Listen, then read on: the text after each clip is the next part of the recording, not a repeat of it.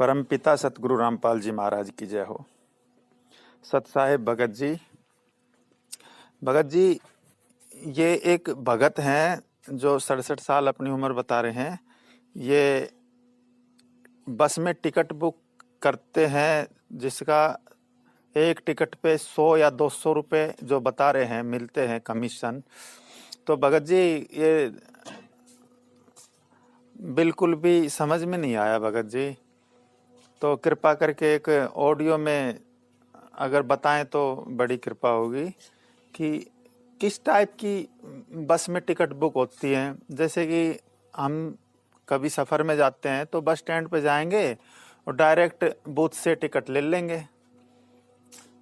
Long route की मिल जाती है, बस वहीं खड़ी रहती है, वहीं से टिकट लो वहीं से जाओ। फिर अलग से टिकट बुक करने का क्या रीज़न होता है? हाँ, ट्रेन की टिकट बुक होती है वो तो मानते हैं, ऑनलाइन बुक होती है ट्रेन वगैरह की, जो सीट वगैरह मिलती है। तो ये कुछ समझ में नहीं आया दास को। और फिर कमीशन वाली बात बता रहे हैं, तो एक टिकट पे 200 रुपये कैसे मिल जाते हैं, कौन देता है? और फिर दूसरी बात ये है कि अगर एक भगत ये कह रहा है कि मिल जाते हैं, तो मेरा विचार जहाँ तक जाता है कि ये हरियाणा या राजस्थान रोडवेज या कोई भी स्टेट रोडवेज होती हैं, तो क्या वो रोडवेज वाले इस भगत भाई को मेहनत का कुछ पैसा दे रहे हैं? तो इस भाई ने अपना कंप्यूटर वगैरह लगा रखा होगा और फिर उस पे बैठ के अपनी मेहनत भी करता होगा। अगर तब 2 4 5 घंटे के 100 200 रुपये मिलते हैं दिन भर के, तो भगत जी क्या ये अनुचित है? ये मेरी अपनी सोच है, क्योंकि समझ में मेरे कुछ नहीं आया। अगर कमीशन रोडवेज की तरफ से मिलता है तो कितना अनुचित है ये? तो ये थोड़ा एक ऑडियो में समझा दे तो अच्छा होगा। आशा करता हूँ आप ये एक ऑडियो भेजेंगे, 1 2 मिनट का ही भेजिए प्लीज़, क्योंकि शायद मेरे जैसे भगत भाई कुछ और भी हों जिसको समझ में नहीं आया हो। बंदी छोड़ सतगुरु रामपाल जी महाराज जी की जय हो। सतसाई भगत जी पूर्ण परमेश्वर के शत भक्ति मार्ग में परमपिता परमेश्वर सतगुरु रामपाल जी महाराज जी ने हमें सत्संगों के माध्यम से बहुत ही अच्छे तरीके से समझा दिया है कि भगत के लिए कौन सा कर्म करने योग्य है और कौन सा कर्म भगत के लिए नहीं करने योग्य है। कुछ बातें ऐसी हैं जो हमें सत्संगों को आधार बना के कॉमन सेंस से स्वयं ही समझनी पड़ेगी कि हम क्या क्रिया और कौन सा कर्म भक्ति के अनुरूप कर रहे हैं और कौन सी क्रिया कौन सा कर्म भक्ति के खिलाफ कर रहे हैं। तो हमने फाउल नहीं होना। फाउल पॉइंट अब धीरे धीरे आपके समझ में आ जाएंगे, कुछ कथाओं के माध्यम से और कुछ इस फॉर्म के ऊपर जो लिखे होते हैं इसमें भी हमने कुछ लिखे हैं। कुछ आप वैसे कॉमन सेंस से भी समझ जाओगे कि ऐसे ऐसे होता है।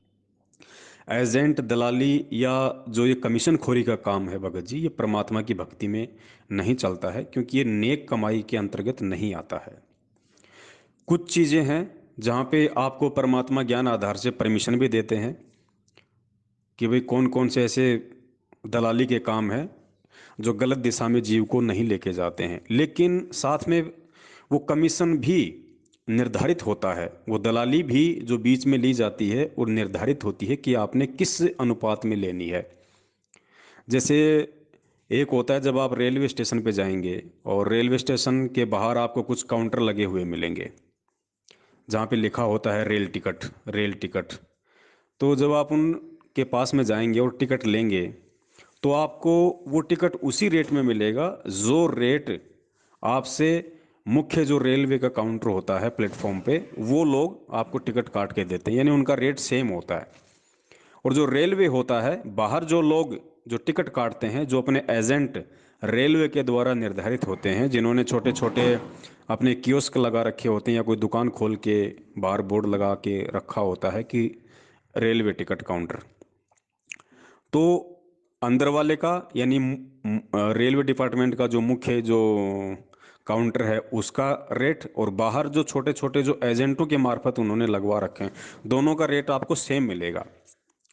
और उसके बाद में बाहर जो छोटे छोटे काउंटर लगा के जो एजेंट लोग जो बैठे हैं, उनको रेलवे की तरफ से एक टिकट पे 1 रुपया दिया जाता है। कितना? एक टिकट पर 1 रुपया। अगर आपने 200 रुपये की टिकट वहां से ली है, ठीक है, तो वो आपसे एक्स्ट्रा चार्ज नहीं करेंगे, बल्कि रेलवे की तरफ से उनको वो पैसा दिया जाता। हो सकता है अगर 1 रुपया वो एक्स्ट्रा भी चार्ज करें, तो वो भगत जी उस चीज में नहीं आता है कि आप कोई नेक कमाई से बाहर की आप कोई कमाई कर रहे हो, तो वो जायज है। कुछ प्रतिशत अगर आप लेते हैं अपनी मेहनत का, तो वो भगत जी जायज है।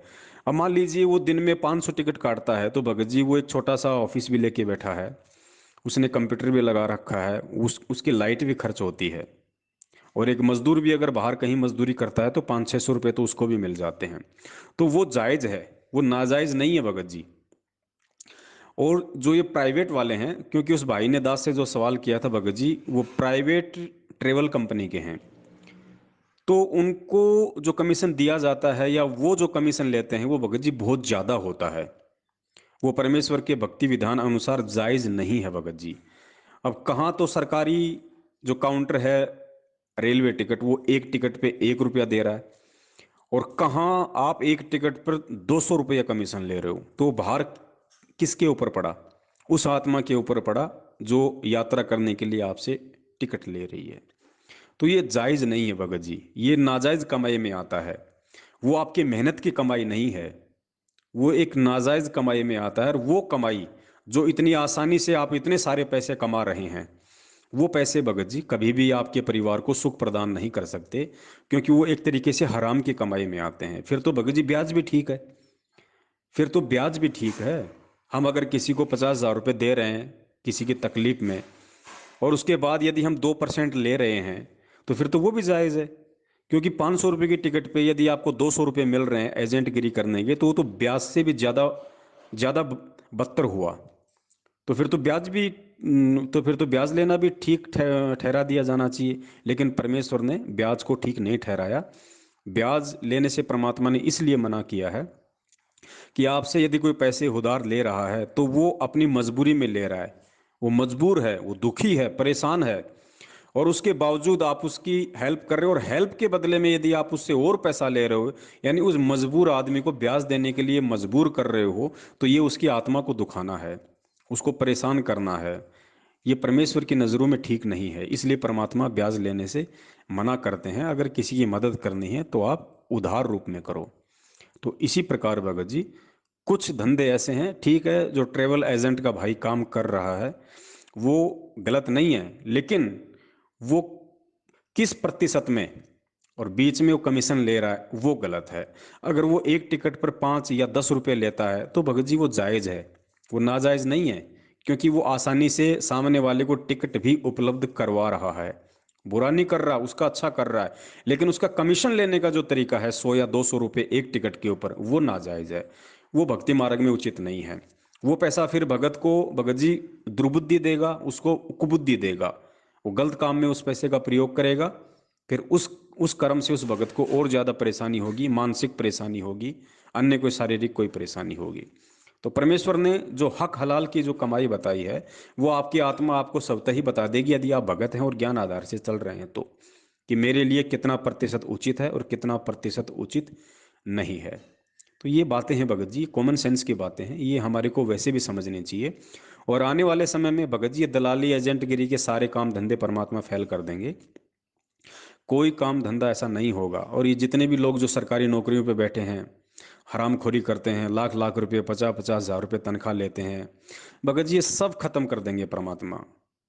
पूरी दुनिया से परमेश्वर सब नौकरियां खत्म कर देंगे। और जिसने भक्ति करनी है वो अपना हाथ का काम धंधा करेगा, लघु उद्योग होंगे। परमेश्वर ने बहुत समय पहले बोल दिया सत्संगों में कि छोटे छोटे लघु उद्योग होंगे। ये जितनी बड़ी बड़ी फैक्ट्रियां हैं, जितने बड़े बड़े जो फालतू के भौतिक संसाधन हैं, ये सब खत्म हो जाएंगे।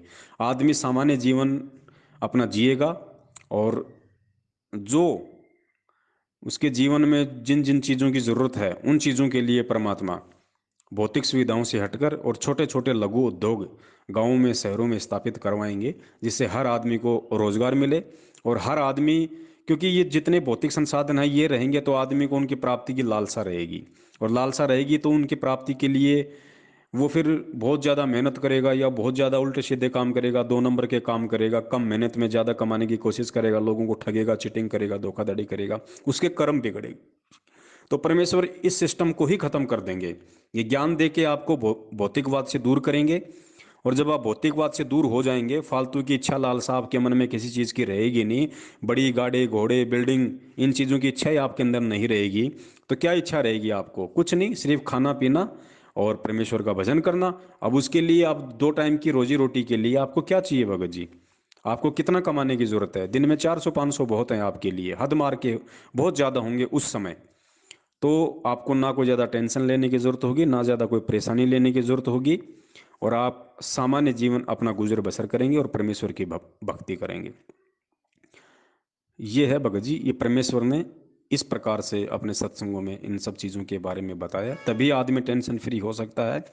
क्योंकि परमेश्वर ने बताया, यात्री होता है, यात्रा करते समय जितना कम सामान अपने साथ रखेगा, सुविधा उसके लिए उतनी ही ज़्यादा होगी। तो हम भगत हैं, और परमेश्वर कहते हैं साधु सोई जो सीधा चाल है।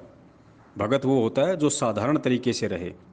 तो ये बहुत सारी बातें हैं, कबीर सागर के सरलार्थ में परमात्मा ने जगह जगह इनका विस्तार से वर्णन किया है कि 13वें पंथ में आने के बाद में जो व्यक्ति बड़ी बड़ी बिल्डिंग बनाएगा, बड़े बड़े गाड़ी घोड़े खरीदेगा, माया को ज़्यादा महत्व देगा, वो मूर्ख समझा जाएगा, मूर्ख। और 13वें पंथ में आने के बाद, यानी संत रामपाल जी महाराज जी की शरण में आने के बाद, जो व्यक्ति सामान्य जीवन बसर करेगा, सामान्य मकान बना के रहेगा, उसकी समाज में इज्जत होगी, उसकी प्रतिष्ठा होगी। तो ये बातें हैं, इस तरीके से हमने परमेश्वर के इन सभी दिशा निर्देशों को ज्ञान आधार से और सत्संगों में उन्होंने जो संकेत किए हैं उस आधार से हमें समझना पड़ेगा। सत साहिब, जय हो बंदी छोड़ के।